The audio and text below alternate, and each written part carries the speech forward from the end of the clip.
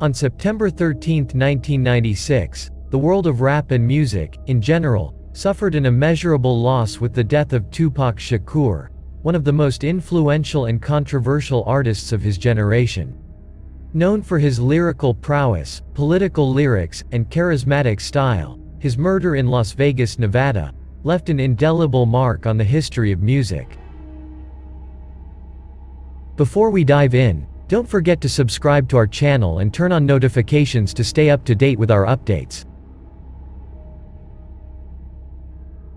4 months before that fateful day, Tupac had a confrontation with Orlando "Baby Lane" Anderson, a member of the Southside Crips who boasted of stealing one of the famous gold and diamond pendants with the Death Row Records logo. A legendary and iconic piece of jewelry that one could only possess if they had signed with the record label. The months passed relatively peacefully for Tupac, at least on this issue, until the day of the Mike Tyson fight, when the artist and Anderson crossed paths again in the corridors of the MGM Hotel after the fight between Mike Tyson and Bruce Sheldon that night. When Pac recognized the Crips member, he approached him and began to beat him until he was on the ground, at which point more people from Suge Knight's entourage came to join the altercation. Afterward, Tupac, Knight, and Kidada Jones, Tupac's girlfriend at the time, met at the hotel, changed, and were getting ready to go to Club 662, owned by Knight in the city of Las Vegas. They were in the hotel room until 11:00 p.m. when Knight and Pac left for the club in a BMW sedan, driven by Knight and owned by Tupac.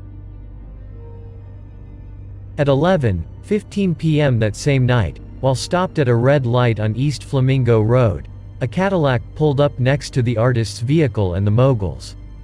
At that moment, someone lowered the rear window and fired multiple shots at the rapper, also injuring the owner of Death Row Records in the face. After all that, wounded and in shock, Knight drove and parked further away, nearly dazed, as police on motorcycles arrived and called for paramedics. At the hospital, Tupac was heavily sedated for 6 days, kept alive by medical equipment and induced into a coma later. Knight left the hospital just a day after entering and was uncooperative with the police. On September 13, 1996, Tupac Shakur passed away at the hospital due to respiratory problems and a heart attack, complications he had to contend with after losing his right lung. It was the artist's mother, Afeni Shakur, who made the decision to cease medical treatment, as there was no possibility for Amaru to recover, and he was only suffering. Although official FBI investigations point to Anderson and his entourage, there have been all sorts of rumors regarding the matter, some more unfounded than others. If you are new to our channel, do not forget to subscribe. Do not forget to follow us on all our social networks, which will be here below in the description. Remember, history is the memory of time, and the warning of the future.